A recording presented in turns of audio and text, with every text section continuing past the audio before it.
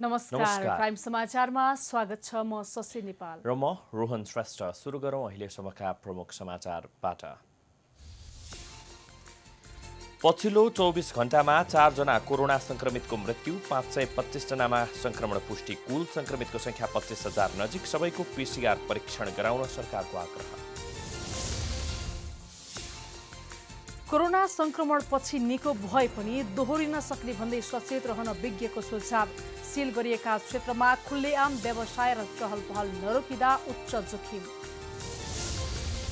9 दिनपछि आज भएको ओली प्रचण्ड बीचको वार्ता सकारात्मक। विवाद समाधान गर्न दुवै पक्ष लचिलो। सहमतिको खाका अन्तिम चरणमा पुगेको दाबी।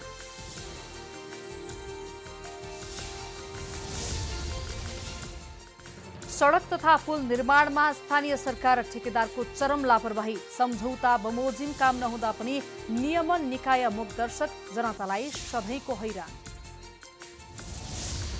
नेपालले नक्सा जारी गरेको 3 महिना नाग्दा पनि विवाद कायमै। कोरोनाका कारण वार्तामा ढिलाइ भएको भारतको तर्क। नेपाल भन्छ छलफल हुँदैछ।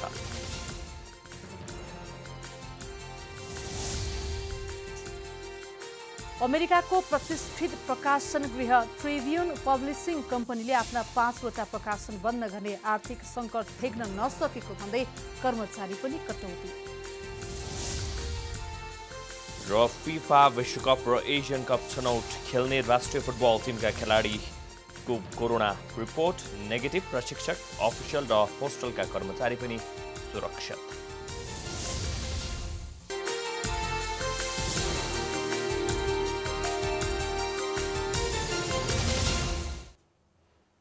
अब समाचार विस्तारमा।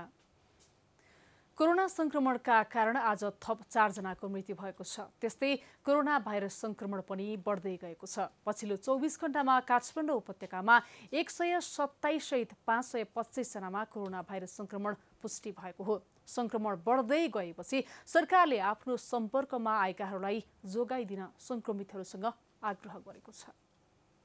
संक्रमणबाट थप 4 जनाको मृत्यु भएको छ। महोत्तरी, धनुषा, अछाम, मोरङका कोरोना संक्रमितको निधन भएको स्वास्थ्य तथा जनसङ्ख्या मन्त्रालयका प्रवक्ता डाक्टर जागेश्वर गौतमले बताए। महोत्तरीका 45 वर्षीय पुरुष, धनुषाका 85 वर्षीय महिला, अछामका 18 वर्षका पुरुष, मोरङका 57 वर्षीय पुरुषको मृत्यु भएको हो। तथा व्यवसायीहरूको सम्बन्धित उद्योग व्यवसायीहरूले आफ्नै खर्चमा अनिवार्य पीसीआर परीक्षण गराउने व्यवस्था गराउनु हुन अनुरोध गरिन्छ। बिहिबार काठमाडौँ उपत्यकामा 127 सहित देशभर 525 जनामा कोरोना भाइरस संक्रमण पुष्टि भएको छ। स्वास्थ्य तथा जनसङ्ख्या मन्त्रालयको नियमित प्रेस ब्रिफिङमा प्रवक्ता डाक्टर जागेश्वर गौतमले देशभर 525 जनालाई कोरोना पुष्टि भएको जानकारी दिनुभयो। यो सँगै संक्रमितको संख्या 24,957 पुगेको छ। आज भेटिएका संक्रमित मध्ये काठमाडौँमा 111, ललितपुरमा 11 र भक्तपुरका 5 जना रहेको मन्त्रालयले जनाएको छ। त्यस्तै आज 109 जना कोरोना संक्रमित उपचारपछि निको भएर डिस्चार्ज भएका छन्। यो सँगै अहिलेसम्म 16,837 जना निको भइसकेका छन्। मन्त्रालयका अनुसार 500 भन्दा धेरै संक्रमित रहेका जिल्लाहरू पर्सा, रौतहट, महोत्तरी र काठमाडौँ रहेका छन् भने संक्रमण मुक्त भएका जिल्लामा सङ्खुवासभा, मनाङ, मुस्ताङ, हुम्ला र डोल्पा रहेका छन्। स्वास्थ्य मन्त्रालयका अनुसार देशभरमा 496 भेन्टिलेटर र 942 आइसोलेसन कोभिड-19 का बिरामीहरूका लागि तयारी अवस्थामा रहेको छ। देशैभर कोरोना संक्रमित बढ्दै गएको अवस्थामा पनि विभिन्न मठ मन्दिर लगायतका स्थानमा भिडभाड बढिरहेको हुँदा सजग हुन आग्रह गरेको छ। मन्त्रालयले आउँदै गरेको चाडपर्वमा समेत आफ्नै स्थानमा सुरक्षित भई मनाउन आग्रह गरेको छ। अस्पतालका चिकित्सक, नर्स, स्वास्थ्य कर्मीलाई संक्रमित हुनबाट बच्न र संक्रमित हुनबाट जोगाउन स्वयंले परीक्षण गरेर मात्रै कार्यमा संलग्न गराउन सम्पूर्ण अस्पतालहरूलाई आग्रह गरेको छ। संक्रमित चिकित्सक, स्वास्थ्य कर्मीबाट सर्वसाधारणलाई संक्रमण हुनबाट जोगाउन सबै फ्रन्टलाइनमा काम गर्ने चिकित्सक, स्वास्थ्य कर्मीहरूलाई अनिवार्य पीसीआर परीक्षण गरेर मात्रै कामकाजमा लगाउनु हुन सबै वर्ग र तहका अस्पतालहरूलाई अनुरोध गरिन्छ। स्वास्थ्य मन्त्रालयले आवश्यक नपरी वा आशंका नभई PCR परीक्षण नगर्न र यदि शंका लागेर परीक्षण गरेका व्यक्तिको रिपोर्ट नआएसम्म सुरक्षित बसिदिन हुन आग्रह गरेको छ।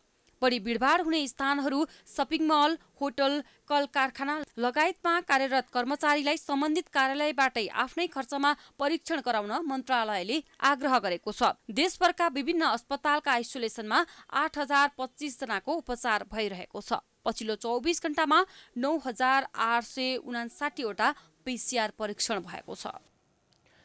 कोरोना संक्रमण नियन्त्रण बाहिर गएपछि देशैभर कतै लकडाउन, कतै निषेधाज्ञा त कतै सिल गरिएको छ। पछिल्ला दिनमा संक्रमितको संख्या बढेपछि काठमाडौँका विभिन्न स्थान पनि सिल गरिएको छ। तर जोखिम कम गर्नका लागि सिल गरिए पनि ती क्षेत्रमा पसल सञ्चालनदेखि मानिसको आवत जावत भने रोकिएको छैन। पनि व्यक्तिमा कोरोना संक्रमण भएको छ। तीमध्ये 70% भन्दा धेरै उपचारपछि निको भइसकेका छन्। तर पटक पटक संक्रमण भएर निको भएकाहरूको बारेमा खासै चर्चा गरिएको छैन। एउटा तथ्य के हो भने पटक पटक संक्रमण भएपछि त्यो व्यक्तिको स्वास्थ्य पहिलाकै अवस्थामा भने पुग्दैन। कोरोनाको संक्रमण फोक्सोमा हुने भएकोले निको भएपछि पनि फोक्सो पुरानै अवस्थामा फर्कन नसक्ने विज्ञहरूले बताउँदै आएका छन्। यसबारे थप अनुसन्धान भइरहेको विज्ञहरू बताउँछन्। अब हेर्नुस्, यसमा अनुसन्धान जारी छ। तर अहिलेसम्म हेर्दाखेरि के देखिन्छ भन्दाखेरि हाम्रो जिउले जुन प्रतिरोधात्मक प्रणाली प्रयोग गरेर जुन एन्टिबडी बनाउँछ त्यो 6 देखि 8 महिना मात्र बस्छ भन्ने प्रारम्भिक अनुसन्धानले देखाएको छ संसारभरि। नेपालको के छ हामीलाई थाहा छैन। त्यसलाई हामीले आधार मान्ने हो भने यो वर्ष लागिसकेपछि अर्को वर्ष लाग्दैन भन्ने छैन। त्यो प्रणाली जबसम्म सक्रिय छ तबसम्म अरू फेरि रोग नसर्न सक्छ। त्यही रोग, त्यही भाइरस हो भने। तर त्यो भाइरस अर्को वर्ष आयो भने प्रतिरोधात्मक प्रणाली चाहिँ नि फेरि सक्रिय भइरहन्छ भने ग्यारेन्टी छैन। अर्को वर्ष त्यसले सङ्क्रमण गर्न सक्छ। उता विश्व स्वास्थ्य संगठनले कोरोना भाइरस संक्रमणपछि निको भएर घर फर्किएका व्यक्तिलाई पुनः संक्रमण हुँदैन भन्ने निश्चित नरहेको चेतावनी दिइसकेको छ। अर्थात् उनीहरूलाई पुनः संक्रमण नहुने कुराको सुनिश्चितता हुँदैन। तर दोहोरिएर संक्रमण हुन्छ वा हुँदैन भन्नेमा पनि अध्ययन नै भइरहेको जानकारहरू बताउँछन्। त्यो फर्किने चाहिँ त अब स्टडीबाटै हुन्छ हैन, थाहा हुन्छ। अब हामीले त्यो स्टडी त गरेका छैनौँ यहाँ। तर नफर्किने भन्ने हुँदैन। तर धेरैजसो भाइरसहरूको के छ भने एकचोटि लगाएपछि त्यही स्ट्रेनले त्यही स्पेसिसले गरेको छ भने प्रायः फर्किँदैन। जस्तै मिजल्स, दादुरा अनि बिफरहरू हामी जुन भन्यौँ नि त्यो भाइरसको प्रकृति अनुसार हुन्छ र भाइरसको स्पेसिस अनुसार। जस्तै डेङ्गुको 4वटा स्पेसिस हुन्छ होइन, त्यो मध्ये एउटा लगाएपछि अर्को चाहिँ स्पेसिस लाग्दैन भन्ने छ। म पनि डेङ्गुको पेसेन्ट हो होइन, भन्दा त्यो मेजर चाहिँ नै त्यही नै हो भाइरसको। अब त्यो पनि भाइरसको प्रकृति अनुसार फरक हुन्छ। डेङ्गुको पनि अब स्टडी गर्दै जाँदा थाहा होला। केही समय पहिले दक्षिण कोरियाली एक रिपोर्टका अनुसार कोरोना संक्रमित भएर निको भएकालाई पनि फेरि पछि कोरोनाकै लक्षणहरू देखा परेको थियो। त्यसैगरी कोरोना भाइरसको इपिसेन्टर मानिएको चीनको वुहानमा पनि पुनः संक्रमण देखिएको थियो। तर यसका बारेमा वैज्ञानिक अध्ययन भएर कुनै तथ्य प्रमाण सार्वजनिक भने भइसकेको छैन। जे होस्, एकपटक कोरोना संक्रमण भएर निको भएपछि अब कहिल्यै संक्रमण हुँदैन भनेर ढुक्क हुने अवस्था भने छैन। प्राइम टाइम्स टेलिभिजनका लागि क्यामेरामा सुमन निरौलाका साथमा लक्ष्मी विश्वकर्मा, काठमाडौँ।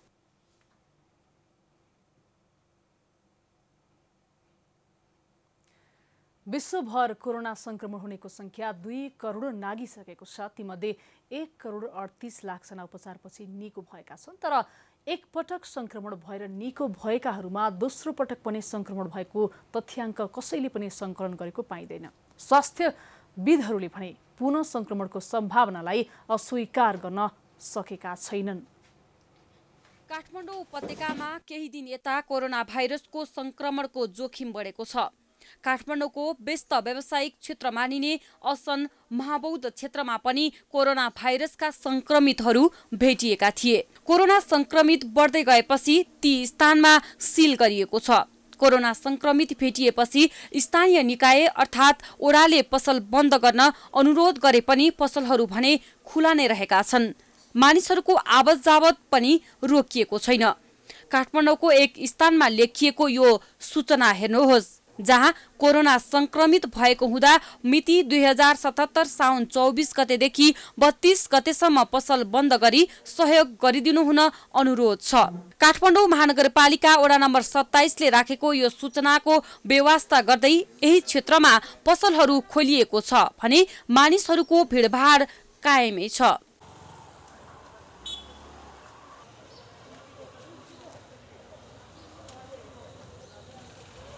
बजार खुल्ला भएका कारण संक्रमणको थप जोखिम भएको स्थानीयहरूले बताएका छन्। विभिन्न स्थानमा ओडाले कोरोना जोखिम क्षेत्रको ब्यानर विभिन्न ठाउँमा टाँगिएका छन्, तर व्यापारीले उक्त अनुरोध अटेर गर्दै पसल खोलिदिँदा जोखिम झन बढेको सर्वसाधारण बताउँछन्। सुरक्षित भन्ने त अब कतिपय त अब भित्रभित्र खोलेर अब बेचि नै राखेको छ हैन। ट्रास त भइहाल्छ हैन, ट्रास नहुने त होइन, कहाँबाट कसो भने सर्छ भन्ने थाहा हुँदैन हैन। अब यसलाई चाहिँ अझ चाहिँ वडाको तर्फबाट गरेको हो यो। यता स्थानीय निकायले भने संघीय सरकारको उचित समयमा उचित निर्णय गर्न नसक्दा समस्या आएको भन्दै आक्रोश व्यक्त गरेका छन्।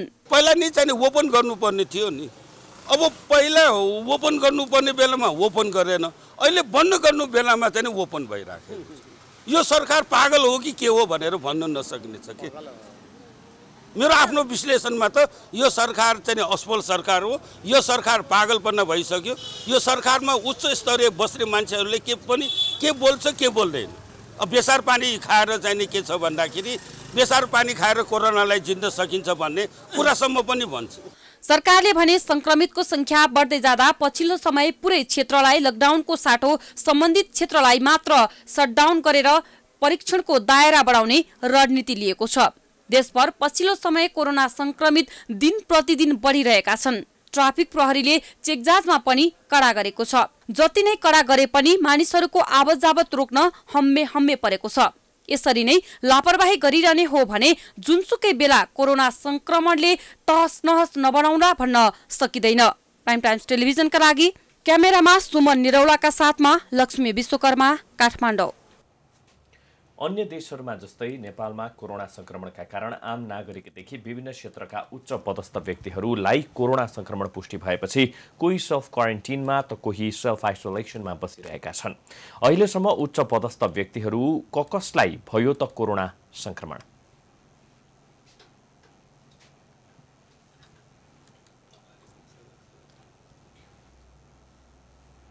पाँचजना सांसद, एक संवैधानिक आयोगका प्रमुख, प्रदेशका मुख्य न्यायाधिवक्ता र संघीय संसद सचिवालयका सहसचिवलाई समेत कोरोना संक्रमण पुष्टि भइसकेको छ।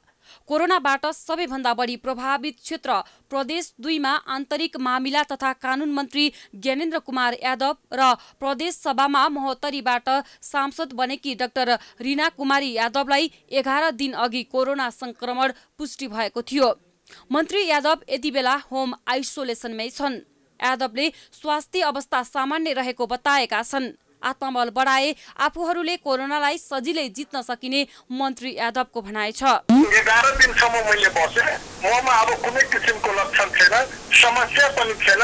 अझै हामी बस्यौँ भने मजाले बस्न सक्छौँ। फ्रस्ट्रेसन कतिजनामा सुनेको छु, क्वारेन्टाइनमा बस्दाखेरि फ्रस्ट्रेसनहरू हुने, अनेक कुराहरू सोच्ने आवश्यकता छैन। यो रोग कसैलाई पनि जहाँ पनि लाग्न सक्छ। त्यही भएर हामी हिंसा बोध गरेर होइन, हामी उच्च मनोबलका साथ के अठोट राख्नुपर्छ कि यो रोगमाथि म विजय प्राप्त गर्छु। त्यस्तै प्रदेश 1 मा सांसद कुसुम श्रेष्ठलाई बुधबार मात्रै कोरोना संक्रमण पुष्टि भएको छ। त्यस्तै प्रदेश 5 की सांसद कृष्णा केसी नमुनालाई पनि कोरोना संक्रमण पुष्टि भएको छ। बाँके क्षेत्र नम्बर 1 कबाट निर्वाचित सांसद केसीले शनिबार बेलुका सामाजिक सञ्जाल फेसबुक मार्फत आफूलाई संक्रमण पुष्टि भएको जानकारी दिएकी थिइन्। गत मंगलबार मात्रै अख्तियार दुरुपयोग अनुसन्धान आयोगका प्रमुख आयुक्त नवीन घिमिरेलाई कोरोना संक्रमण पुष्टि भएको थियो। संघीय संसद सचिवालयका सहसचिव एवं प्रवक्ता डाक्टर रोजनाथ पाण्डेलाई पनि एक साता अघि संक्रमण देखिएको थियो। सहसचिव पाण्डेले पनि कोरोना जितिसकेका छन्। प्रदेश 1 का मुख्य न्यायाधिवक्ता चुरामणी आचार्यलाई 10 दिन अघि संक्रमण पुष्टि भएपछि आफ्नै घरमा आइसोलेसनमा बसिरहेका छन्। वीरगञ्ज महानगरपालिकाका प्रमुख विजय कुमार सरावगी पनि कोरोना संक्रमण भएर काठमाडौँकै एक अस्पतालमा छन्। 30 असारमा कोरोना पोजिटिभ देखिएका कर्णाली प्रदेशका सांसद जीवन बहादुर साई र 16 साउनमा संक्रमण देखिएका प्रतिनिधि सभाका सांसद प्रदीप यादव संक्रमण मुक्त भइसकेका छन्। नेकपाका अध्यक्ष पुष्पकमल दाहाल कोरोना संक्रमणको जोखिमका कारण घरमै क्वारेन्टिनमा बसेको उनको सचिवालयले जनाएको छ। सचिवालयका सदस्यहरूको गाडी चलाउने चालकमा संक्रमण पुष्टि भएपछि उनी घरका परिवार र सचिवालयका सदस्यहरू घरमै क्वारेन्टिनमा बसेका छन्। त्यस्तै कांग्रेस नेता मोहन बहादुर बस्नेतका बुबाको निधनपछि परिवारलाई भेट्न सिन्धुपाल्चोकको 12 बिसे पुगेर फर्किएपछि नेकपाका नेताहरू अमृत कुमार बोहरा र शेरबहादुर तामाङ पनि घरमै क्वारेन्टिनमा बसिरहेका छन्। संक्रमणको आशंकामा सर्वोच्च अदालतका न्यायाधीशहरू ईश्वर प्रसाद खतिवडा र हरिप्रसाद फुयाल सेल्फ आइसोलेसनमा बसेका छन्। 9 दिन लामो संवादहीनता तोड्दै सत्तारूढ दल नेकपाका अध्यक्षद्वय केपी शर्मा ओली र पुष्पकमल दाहाल प्रचण्डले भेटवार्ता सुरु गरेका छन्। विवादको विषयवस्तुमा केन्द्रित भएर सुरु भएको छलफललाई निरन्तरता दिने सहमति भए पनि ठोस निष्कर्ष कहिले निस्कन्छ भन्ने अझै अनिश्चित छ। सत्तारूढ दल नेपाल कम्युनिस्ट पार्टी नेकपाभित्र अध्यक्ष द्वयबीचको आन्तरिक कलह बढ्दै गरेको आकलन गरिँदै गर्दा 9 दिन लामो संवादहीनता तोडेर फेरि छलफल सुरु भएको छ। साउन 20 गते अघि लगातार 3 दिनसम्म संवादमा जुटेका अध्यक्षद्वय आफ्नै अडानमा अडिग भएपछि छलफलको प्रक्रिया नै लामो समयसम्म अवरुद्ध भएको थियो। 21 गते साँझ 5 बजे वार्ता तय भए पनि अध्यक्ष प्रचण्ड समूहले काठमाडौँको एक कलेजमा पत्रकार भेला राखेपछि छलफल भाँडिएको थियो। पार्टीभित्रको असन्तुष्टि हल गरेर अध्यक्षद्वयलाई संवादमा ल्याउन भन्दै केही नेताहरूले मध्यमार्गी भूमिका खेलेर प्रचण्डसँग भेट गरे पनि निकास उन्मुख छलफलका लागि मात्रै भेटवार्ता हुने जवाफ आयो। बुधबार प्रधानमन्त्री केपी ओलीले 5 दिनभित्र नेकपामा नयाँ सिनारियो देखिने बताउँदै काउन्टडाउन सुरु भएको सङ्केत गरेसँगै बिहिबार छलफलले निरन्तरता पाएको छ र बिहिबारको छलफललाई विवादको विषयवस्तुमा केन्द्रित भएकाले छिट्टै नेकपाभित्रको आन्तरिक किचलोको समाधान हुने आशाका रूपमा हेरिएको छ। 4 घण्टा लामो संवाद गरेका अध्यक्षद्वयले शुक्रबार समेत भेटवार्ता गर्ने सहमति गरेर सकारात्मक छलफलको सन्देश दिएका छन्। सकारात्मक पनि भएको छैन, नकारात्मक पनि भएको छैन। छलफलको सुरुवात चाहिँ भयो। पार्टीभित्र देखिएका समस्याहरूको समाधान गर्ने कोणबाट छलफलको सुरुवात भएको छ। भेटवार्तामा महाधिवेशन आयोजक कमिटी गठन गर्ने र त्यसको एकल नेतृत्व गर्न प्रचण्डलाई प्रधानमन्त्री समेत रहेका अर्का अध्यक्ष ओलीले प्रस्ताव गरेको बुझिए पनि छलफलमा के भयो भन्ने आधिकारिक जानकारी सार्वजनिक गरिएको छैन। बिहिबार ओली र प्रचण्डबीच बालुवाटारमा वार्ता भइरहँदा महासचिव विष्णु पौडेल र नेताहरू शङ्कर पोखरेल तथा जनार्दन शर्मा पनि बालुवाटारमै रहेकाले अबको छलफलमा सहमति खोज्नुपर्ने दबाव सृजना भएको रूपमा हेरिएको छ। पार्टीको नेतृत्व, सरकारका कामकारबाही, नियुक्ति र नेताहरूको कार्यविभाजनका साथै प्रधानमन्त्री ओलीको एकल कार्यशैलीका विषयमा सत्तारूढ दलभित्र मतभेद रहँदै आएको छ। कुनै सहमति नभए पनि समाधान उन्मुख हुने गरी छलफल भएको भनिँदै गर्दा विगत जस्तो अडान दोहोरिन्छन् वा निकास निस्कन्छ, यसका लागि भने आगामी भेटवार्ताको नतिजा पर्खनुपर्ने हुन्छ। समाचारको सिलसिला जारी छ। हामी विश्रामपछि आउँछौँ।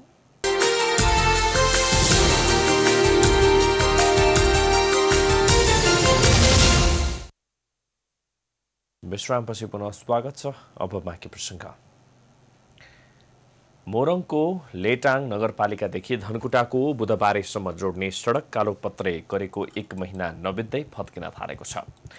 पूर्व पश्चिम राजमार्गसँग धनकुटालाई जोड्ने छोटो बाटोको रूपमा रहेको लेटाङ बुधबारे सडक खण्ड अन्तर्गतको 700 मिटर सडक कालोपत्रे गरेको 1 महिनामै उक्किन थालेपछि स्थानीयले विरोध गरेका छन्। मोरङको लेटाङ नगरपालिकादेखि धनकुटाको बुधबारेसम्मको सडक खण्ड कालोपत्रे गरेको 1 महिना नबित्दै उप्किन थालेको छ। सडकको विभिन्न ठाउँहरूमा कालोपत्रे उप्कन थालेपछि स्थानीयले विरोध गरेका छन्। कालोपत्रेका लागि गत आर्थिक वर्षमा प्रदेश 1 मुख्यमन्त्री कृषि सडक आयोजना अन्तर्गतको बजेट मार्फत 70 लाख रुपैयाँ खर्चिएको थियो, जसमा 20% नगरपालिकाले लगानी गर्नुपर्ने भनिए पनि 56 लाखमा इटहरी र सुनसरीको श्री कृष्ण निर्माण सेवाले टेन्डर लिएपछि नगरपालिकाको बिना लगानीमा काम अगाडि बढेको थियो। श्रीकृष्ण निर्माण सेवा सुनसरीले जिम्मेवारी लिए सडक कालोपत्रे गरेको थियो। सडक 1 महिनामै भत्किन थालेपछि गुणस्तरहीन काम गरेको भन्दै स्थानीय आक्रोशित बनेका छन्। अब इन्जिनियर साहबहरू आएर नाप्नु भएको थियो, गाडी लिएर आउनु भएको थियो, नाप्नु हो, फिता लाउनु हो, अब ओके गरेर जानुभयो। उहाँहरूले अब के भन्नुभयो, हामीलाई त के छ, हामी सर्वसाधारण मान्छेलाई हामीलाई थाहै नै हुँदैन अब कस्तो गर्नुपर्ने के गर्नुपर्ने।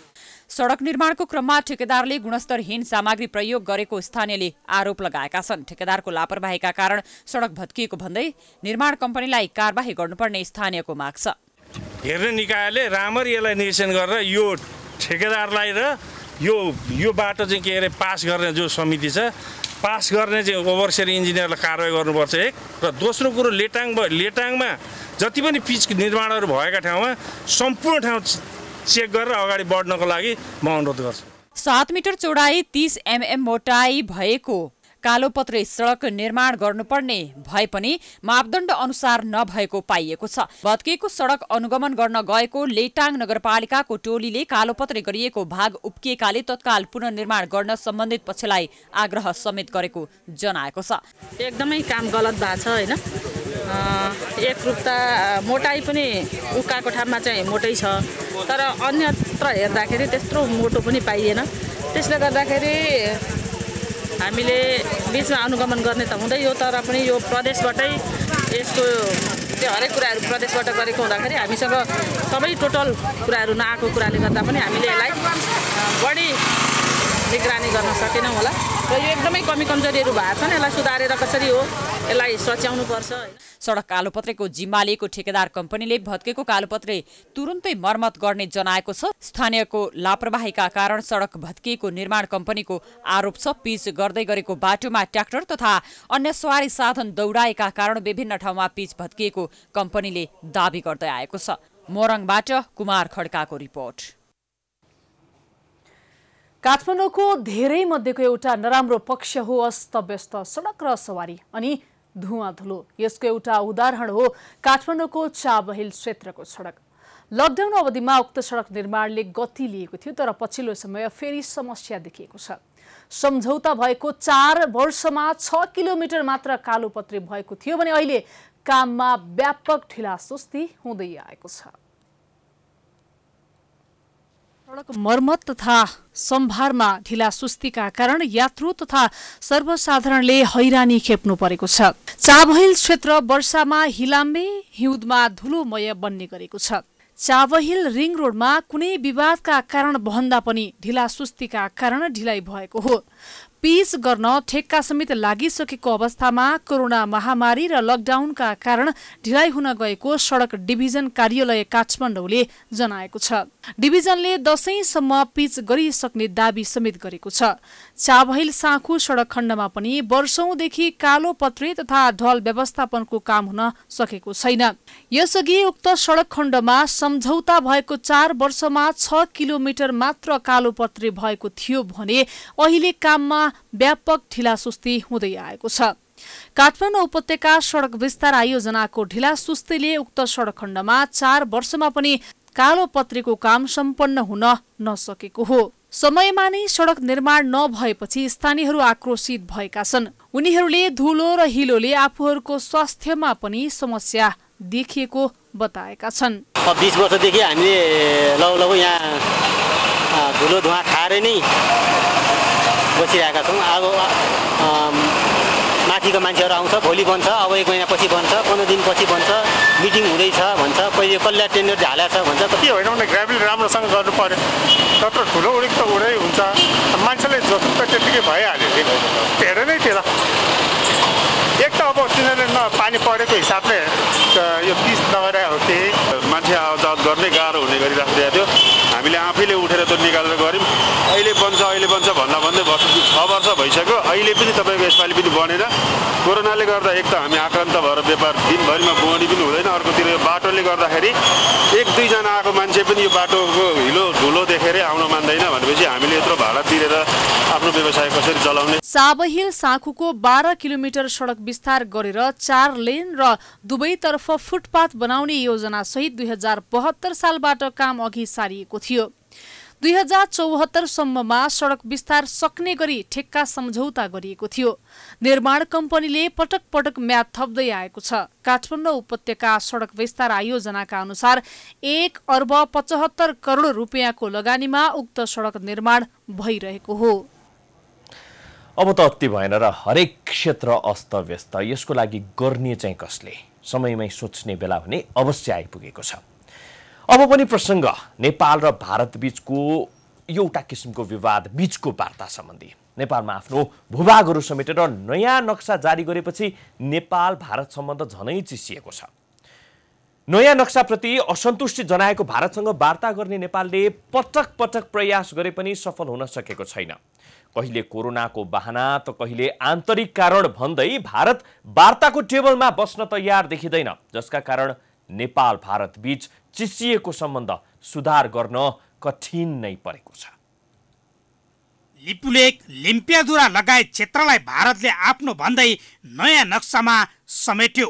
त्यसप्रति नेपाल सरकारले आपत्ति मात्रै जनाएन, वार्ताको प्रस्ताव पनि गर्यो। बरु भारतले वार्ता र संवाद भन्दा पनि वैशाख 26 गते नेपाली भूमि कालापानी लिपुलेक हुँदै चीनको तिब्बत स्थित धार्मिक स्थल मानसरोवर जाने सडक मार्ग खोलेपछि झनै समस्या बल्झियो।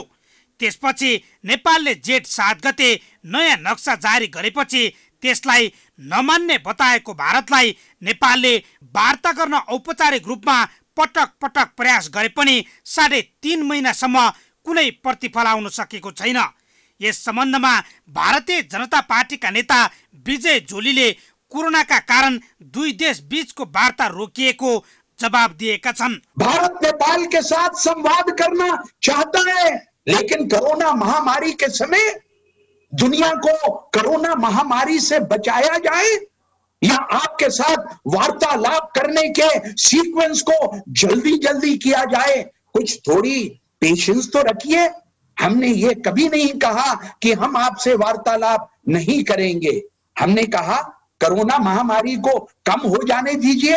बरु दुई देशका बीचमा कालापानी, लिपुलेक, लिम्पियाधुरा लगायत क्षेत्रलाई भारतले आफ्नो भन्दै नेपालीको प्रवेश रोक्न दार्चुला प्रशासनलाई पत्रचार गर्ने र दार्चुला प्रशासनले पनि उक्त क्षेत्र नेपालको भएकोले बाधा नगर्न पत्र पठाउने काम भयो। दुई देशका प्रशासन बीच पत्र पठाउने काम भए पनि कूटनीतिक वार्ताका लागि भने दुवै देश सक्रिय भएको देखिएन।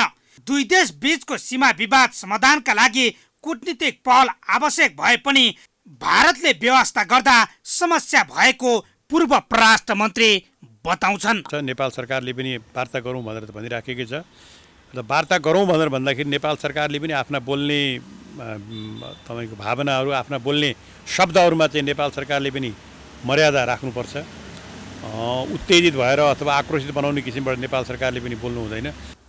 वार्ता गर्नको लागि भारतसित निरन्तर प्रयास गर्नुपर्छ र दुवै देशका गैर सरकारी संस्थाहरू, सम्बन्धित विषयका विद्वानहरू, सम्बन्धित विषयका प्राज्ञहरू, उनीहरू बसेर पनि छलफल गर्ने वातावरण चाहिँ बनाउनु पर्छ। त्यो वातावरण चाहिँ दुवै देशले बनाएको छैन। पहिलो चरणमा विदेश सचिव स्तरीय द्विपक्षीय वार्ता गर्ने भन्दै नेपालले तयारी गरेको थियो, तर कोरोना भाइरसको जोखिमका कारण सम्भव नभएको भन्दै कुराकानी हुन सकेन। प्रधानमन्त्री केपी शर्मा ओलीका प्रमुख राजनीतिक सल्लाहकार विष्णु रिमाल टेबुलमै बसेर वार्ता नभए पनि छलफल भने आन्तरिक रूपमा भएको दाबी गर्छन्।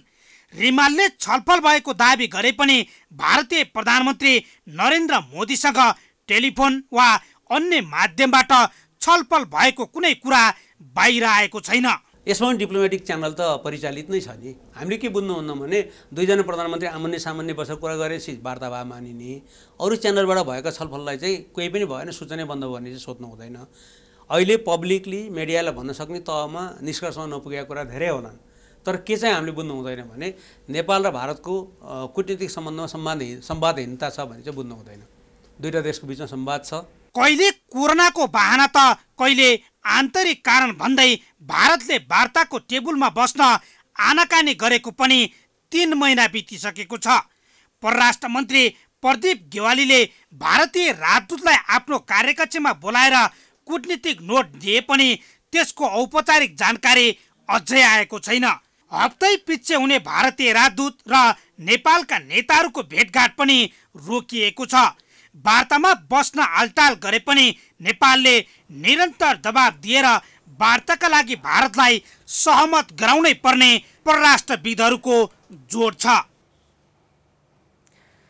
पटक पटकको विभाजन र विखण्डनको क्रमलाई भङ्ग गर्दै भएको दुई राप्रपाको एकीकरण पश्चात कार्यकर्ताहरूमा फेरि आशाको दियो बलेको छ। एकीकरणले राजनीतिक स्थायित्व र राष्ट्रवादी आन्दोलनमा महत्त्वपूर्ण भूमिका खेल्ने अपेक्षा गरेको छ। तर पछिल्लो पटक चुनाव चिन्ह के राख्ने भन्ने विषयले पार्टीभित्र फेरि विवाद देखिएपछि भने पार्टी एक ढिक्का भएर अगाडि बढ्छ भन्ने कुरामा ढुक्क हुन सक्ने अवस्था देखिँदैन। पार्टी स्थापना कालदेखि नै नेतृत्वले गरेको प्रतिबद्धता विपरीतका क्रियाकलापहरूले राप्रपा पटक पटक फुट्यो, पटक पटक जुट्यो पनि। पछिल्लो पटक राप्रपाको यात्रा भर्खर सुरु भएको छ। तीन पार्टीमा विभाजन भएको पार्टी एकीकरणको घोषणा पत्र गरिएको छ, तर त्यसले पूर्णता पाएको छैन। पार्टी निर्वाचन आयोगमा दर्ता समेत भएको छैन। बरु पार्टीभित्र निर्वाचन चिन्ह के राख्ने भन्ने पुरानै अडान कायम छ। पशुपति शमशेर राणा र डाक्टर प्रकाश चन्द्र लोहनी पक्ष स्थापना कालदेखिको हलो चुनाव चिन्ह राख्न चाहन्छन् भने कमल थापा पक्षधरहरू गाईकै चुनाव चिन्ह राख्नुपर्ने अडानमा छन्।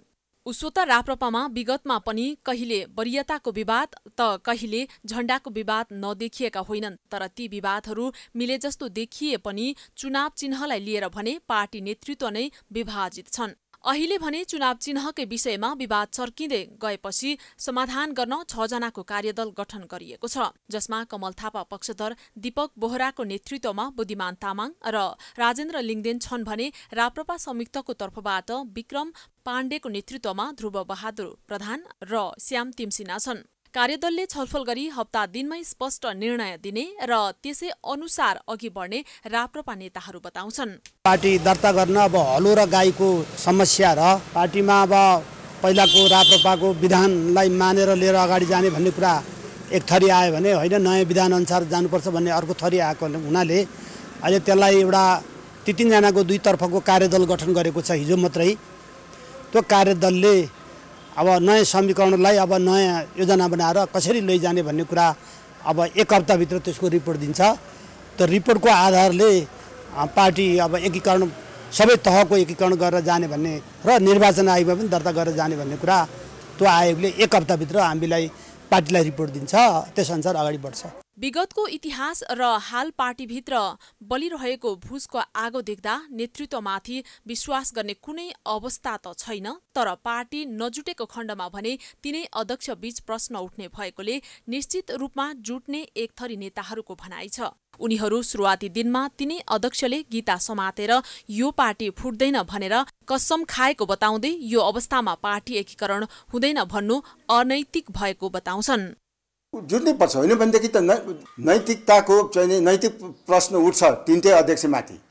किनभने उहाँले चाहिँ घोषणा सभामा गीता समातेर हात माने कसम खानु भएको छ कि चाहिँ अबका दिनमा यो पार्टी फुट्दैन, हामी फुट्न दिँदैनौँ भनेर तिनटै अध्यक्षहरूले कसम खानु भएको छ पब्लिकली, आम कार्यकर्ताको अगाडि। त्यो अवस्थामा चाहिँ नि अब पार्टी एकीकरण हुँदैन भनेर भन्नु भने चाहिँ अनैतिक कुरा हुन्छ। त्यसकारण मैले भन्छु यो प्राविधिक केही कमी कमजोरी छ, त्यो कमी कमजोरीलाई सुधार गरेर चाहिँ नि पार्टीलाई अगाडि लिएर जानुपर्छ। पार्टी एकीकरणको विकल्प छँदा पनि छैन। हुन पनि राप्रपा एउटा मात्र यस्तो वैकल्पिक प्रजातान्त्रिक पार्टी हो जसको आधार स्तम्भ राष्ट्रियता, हिन्दुत्व र संवैधानिक राजतन्त्रसँग जोडिएको छ। नेतृत्व तह कमजोर हुँदा संवैधानिक राजतन्त्र, हिन्दू राष्ट्र र राष्ट्रवादी आन्दोलन कमजोर हुने भएकाले कुनै निर्णय गर्दा गम्भीर हुनुपर्ने देखिएको छ। क्यामेरामा मिलन मगरको साथमा रितासमा मुखिया, काठमाडौँ।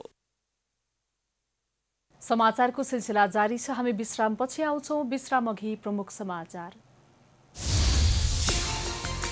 पछिल्लो 24 घण्टामा 4 जना कोरोना संक्रमितको मृत्यु, 525 जनामा संक्रमण पुष्टि। कुल संक्रमितको संख्या 25,000 नजिक। सबैको PCR परीक्षण गराउन सरकारको आग्रह। कोरोना संक्रमणपछि निको भए पनि दोहोरिन सक्ने भन्दै सचेत रहन विज्ञको सुझाव। सील गरिएका क्षेत्रमा खुलेआम व्यवसाय र चहल पहल नरोकिँदा उच्च जोखिम। 9 दिनपछि आज भएको ओली प्रचण्ड बीचको वार्ता सकारात्मक, विवाद समाधान गर्न दुवै पक्ष लचिलो, सहमतिको खाका अन्तिम चरणमा पुगेको दावी।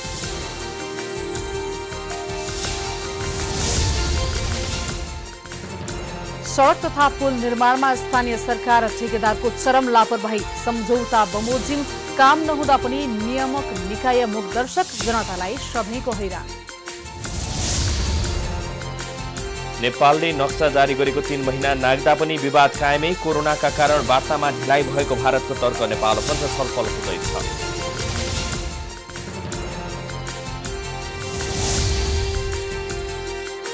अमेरिकाको प्रतिष्ठित प्रकाशन गृह ट्रिब्युन पब्लिसिङ कम्पनीले आफ्ना 5वटा प्रकाशन बन्द गर्ने आर्थिक सङ्कट थिग्न नसकेको भन्दै कर्मचारी पनि कटौती। र फिफा विश्वकप र एसियन कप छनौट खेल्ने राष्ट्रिय फुटबल टिमका सबै खेलाडीको कोरोना रिपोर्ट नेगेटिभ, प्रशिक्षक, अफिसियल र होस्टलका कर्मचारी पनि सुरक्षित।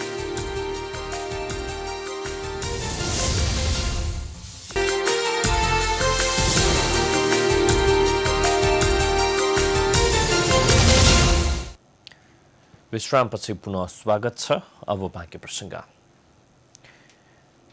चितवनको पाखरी बासका स्थानीयले खानेपानी दिने भन्दै साना सहरी खानेपानी संस्थाले एक घर 10,000 का दरले शुल्क उठायो, तर रकम बुझाएको 6 वर्ष बितिसक्दा समेत उनीहरूको घरमा खानेपानी पुगेको छैन।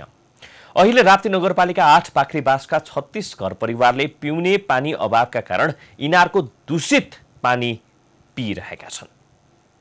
को अभाव झेलिरहेका पाखरीबासवासीले ओडाभित्र साना सहरी खानेपानी तथा सरसफाई उपभोक्ता संस्था स्थापना भएपछि धारा जडानका लागि प्रत्येक घरधुरीले 10,000 का दरले शुल्क बुझाए पनि 36 घरधुरीले भने अहिलेसम्म पनि इनारको दूषित पानी पिइरहेका छन्। संस्थामा 2072 साल चैतमा रकम बुझाएका उनीहरूले हालसम्म पानी नपाएको गुनासो गरेका हुन्। रकम तिरेर समेत शुद्ध पानी पिउन नपाएपछि उनीहरूले विभिन्न रोगसँग लड्न बाध्य भएको बताएका छन्। 10,000 बुझाइसकेका छौँ र 5 वर्ष भयो पैसा बुझाएको होइन, अनि 1 वर्ष भयो पानी सञ्चालन भएको। त्यो पानी हामीले खान पाएको छैनौँ। हाम्रो भान्सामा पानी सफा पानी छैन, यस्तो फोहोर पानी खाइरहेछौँ हामीले।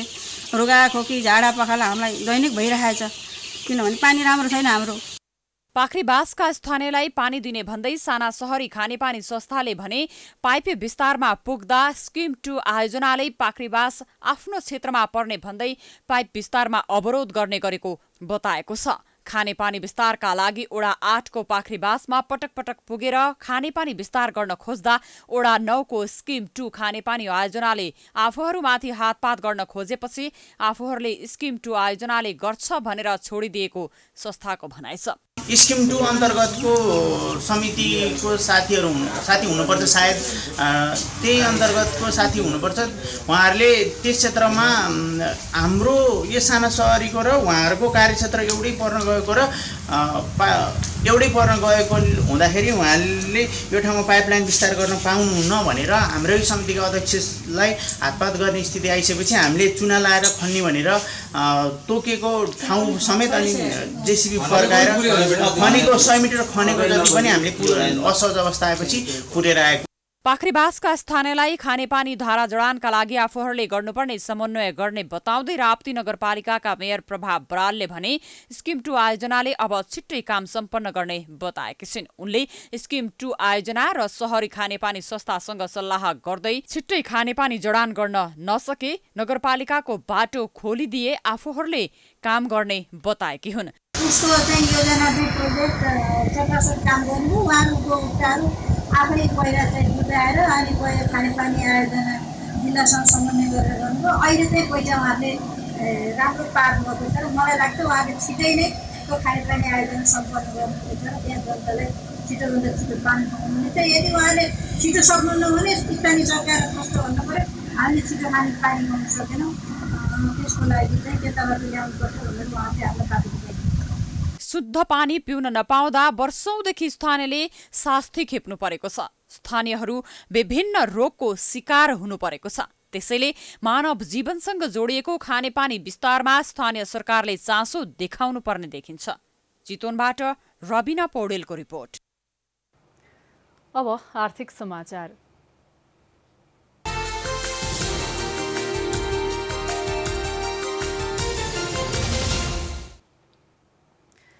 देशमा फैलिएको कोरोनाको संक्रमणको फाइदा उठाउँदै केही औषधि व्यवसायीहरू कोरोनाको औषधि भन्दै अत्याधिक महँगोमा बिक्री वितरण गर्दै आएको पाइएको छ। सरकारी निकायकै जिम्मेवार कर्मचारीको मिलेमतोमा अवैध रूपमा नेपालभित्रै अत्याधिक महँगोमा बिक्री गरिँदा समेत कुनै अनुसन्धान र अनुगमन भने कतै भएको भेटिँदैन। देशमा कोरोना भाइरसको संक्रमण तीव्र रूपमा फैलिएसँगै देशभरका अस्पतालहरूमा बिरामीहरूको चाप बढेको छ। संक्रमण वृद्धि भएसँगै सम्बन्धित रोगको उपचारमा संलग्न डाक्टरबाट कोरोना भाइरसलाई निको बनाउने भन्दा पनि नियन्त्रण गर्नमा सहयोग पुग्ने भन्दै रेमडेसिभिर नामको औषधि प्रयोग गर्नका लागि सिफारिस गरेको नेपाल चिकित्सक संघका सहकोषाध्यक्ष तथा प्रवक्ता डाक्टर विश्वराज दवाडीले जानकारी दिनुभयो। डाक्टरले सिफारिस गरेको सो औषधिलाई अहिले औषधि व्यवस्था विभागले भने कुनै स्वीकृति र दर्ता समेत गरेको छैन। एकातर्फ डाक्टरबाट सिफारिस हुने, अर्कोतर्फ सरकारी निकायबाट रोक लगाएसँगै कालाबजारीसँगको मिलेमतो भएको प्रश्न हुन आएको छ। रेमडेसिभिर औषधिका सम्बन्धमा औषधि व्यवस्था विभागका महानिर्देशक नारायण प्रसाद ढकालसँग बुझ्न खोज्दा उनी क्यामेरा सामु आउन चाहेनन्। उनले फोनबाटै भने आज धेरै व्यस्त छु, कुराकानी गर्नमा समय दिन सकिँदैन। अर्जेन्ट एउटा काममा छु म र आज अहिले चाहिँ नि अलिकति 2 घण्टा जति डिस्टर्ब हुन्छ। यसो सम्पर्क गरेर नि कुरा गरौँला। गुड बाइङ छैन, पछि कुरा गरौँ। एन्टिभाइरल औषधिका रूपमा प्रयोग गर्न मिल्ने र कोरोना भाइरसबाट चाँडो रिकभरी हुने भएपछि सो औषधि अहिले नेपालमा न्यूनतम 50,000 देखि 1 लाख रुपैयाँसम्ममा प्रति पिस बिक्री हुँदै आएको डाक्टर दवाडीले बताएका छन्। इन्डियामा यसको सिप्लाले 4,000 आइसी राखेको छ भने बङ्गलादेशको 1-2 वटा कम्पनीले 5,000 टाका जति राखेको छ। अनि यो मान्छेहरू दौड्दा यहाँ किन्दा चाहिँ मैले मान्छेले चाहिँ ब्ल्याकमा चाहिँ 1 लाखमा पनि किनेको सुने, 60,000मा किनेको देखेँ, 50,000मा, जबकि 5-7 हजार पर्ने औषधि चाहिँ प्रयोग भइरहेको छ। भन्दाखेरि हाम्रो जस्तो रिसोर्स कम भएको, हाम्रो जस्तो कम इन्कम भएको, हाम्रो देशमा स्वास्थ्य कर्मीहरू कम भएको देशमा चाहिँ जबकि यो रोगलाई फाइदा गर्छ भने यो औषधि हाम्रो राज्यले किन नल्याउने भन्ने कुरामा चाहिँ म एकदम चिन्तित, दुखित छु। उक्त औषधि पछिल्ला दिनमा भारत र बङ्गलादेशमा बन्दै आएको छ। नेपालमा भने भारतमा उत्पादन भएको औषधि अवैध रूपमा भित्राई महँगोमा बिक्री हुँदै आए पनि सरकारी निकायकै उच्च पदस्थ कर्मचारीको संलग्नतामा खुलेआम बिक्री हुँदै आएको पाइएको छ। उनले विभागका कर्मचारीमाथि आरोप नलगाए पनि सो औषधि नेपाल भित्राएर महँगोमा बिक्री हुनुमा विभाग पनि दोषी रहेको बताएका छन्। यो चाहिँ अझै पनि कमर्सियल्ली नपाउने चिज हो। यो चाहिँ अझै रिसर्चमा फेज 3 क्लिनिकल ट्रायल भएको छैन। सबै देशमा चाहिँ यो क्लिनिकल ट्रायलमै भएको भएर चाहिँ नल्याइएको भन्नुहुन्छ। तर देशमा ल्याउनै नदिने कालोबजारीहरूसँग चाहिँ मिलोमतो गरेर चाहिँ पैसा गरौँ भने म त्यति ठाडै आरोप लाउन चाहिँ पक्षमा चाहिँ छैन। तर औषधि दर्ता नगरे पनि राज्यको कुनै निकायले ल्याम, मोनिटर गरौँ, रिसर्च पनि गरौँ। अमेरिकाको युएस नेशनल इन्स्टिच्युट अफ हेल्थले 1063 जना कोरोना भाइरसका बिरामीहरूमा गरिएको परीक्षणमा बिरामीहरू 31% छिटो निको भएको दावी गरेको छ। देशभर 22,000 भन्दा बढी औषधि पसल रहेका छन्। ती औषधि पसलमध्ये कैयौंले अवैध धन्दा गरिरहेको गुनासो आउँदा समेत सरकारले कुनै अनुगमन नगर्दा अवैध धन्दाले प्रश्रय पाएको छ। क्यामेरामा वेद श्रेष्ठका साथ रोशन कार्कीको रिपोर्ट। अब अन्तर्राष्ट्रिय समाचार।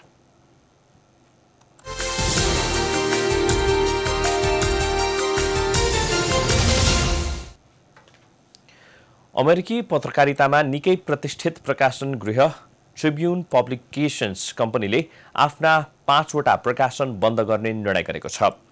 कम्पनीका अनुसार न्युयोर्कको डेली न्यूज र एनापोलिसको दि क्यापिटल ग्याजेट समेत 5 वटा अखबारको प्रकाशन बन्द हुनेछ। कुनै समय देशकै सर्वाधिक बढी बिक्री हुने डेली न्यूज अखबारमा केही वर्षदेखि नै आर्थिक सङ्कट देखा परेको थियो। पछि यो अखबार ट्रिब्युन पब्लिसिङ कम्पनीलाई सन् 2017मा अखबारका संस्थापक मोर्टिमर जुकरम्यानले बिक्री गरेका थिए। ट्रिब्युनले डेली न्यूज खरिद गरेसँगै आधा कर्मचारी कटौती गरिदिएको थियो। कर्मचारीलाई आफूसँग रहेका सबै सामान कम्पनीलाई हस्तान्तरण गर्न अक्टोबर 30 सम्मको समयावधि दिएको छ। ट्रिब्युनले हाल Chicago Tribune, the Baltimore Sun, भर्जिनियाको डेली प्रेस र दि भर्जिनियन पाइलट तथा हार्टफोर्ड कुरान्ट प्रकाशन गरिरहेका छ।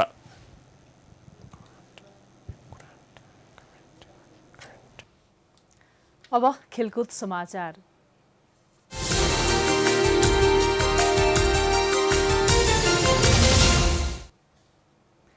फिफा विश्वकप छनौट र एसियन कप छनौट खेल्ने राष्ट्रिय फुटबल टिमका सबै खेलाडीको कोरोना रिपोर्ट नेगेटिभ आएको छ।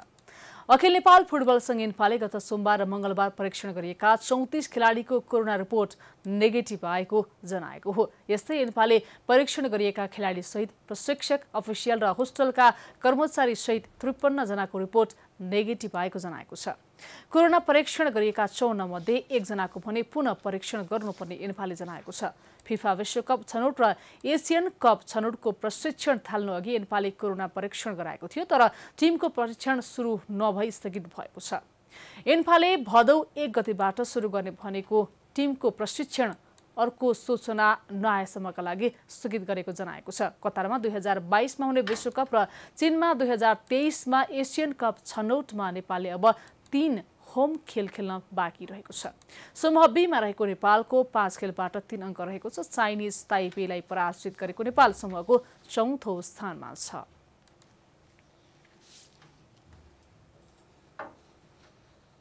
यो सँगै हामी समाचारको अन्त्यमा आइपुगेका छौं। जाँदा जाँदै प्रमुख समाचार पुनः एकपटक।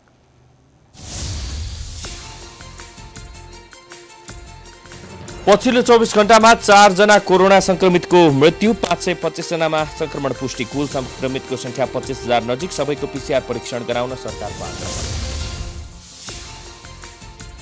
कोरोना संक्रमणपछि निको भए पनि दोहोरिन सक्ने भन्दै सचेत रहन विज्ञको सुझाव। सील गरिएका क्षेत्रमा खुलेआम व्यवसाय र चहलपहल नरोकिँदा उच्च जोखिम। 9 दिनपछि आज भएको ओली प्रचण्ड बीचको वार्ता सकारात्मक। विवाद समाधान गर्न दुवै पक्ष लचिलो। सहमतिको खाका अन्तिम चरणमा पुगेको दाबी।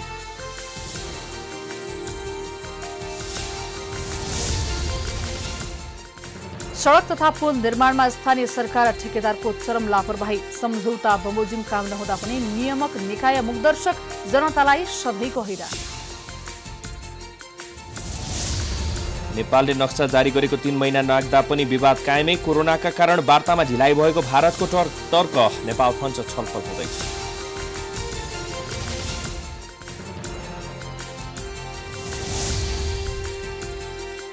अमेरिकाको प्रतिष्ठित प्रकाशन गृह ट्रिब्युन पब्लिसिङ कम्पनीले आफ्ना 5वटा प्रकाशन बन्द गर्ने आर्थिक सङ्कट थेग्न नसकेको भन्दै कर्मचारी पनि कटौती। फिफा विश्वकप र एसियन कप छनौट खेल्ने राष्ट्रिय फुटबल टिमका सबै खेलाडीको कोरोना रिपोर्ट नेगेटिभ। प्रशिक्षक, अफिसियल र होस्टलका कर्मचारी पनि सुरक्षित।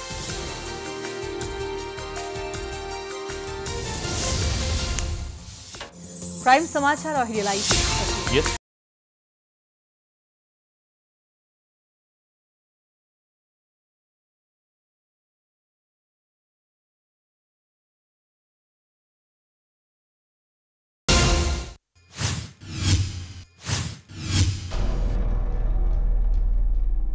This is Times Broadcasting Network.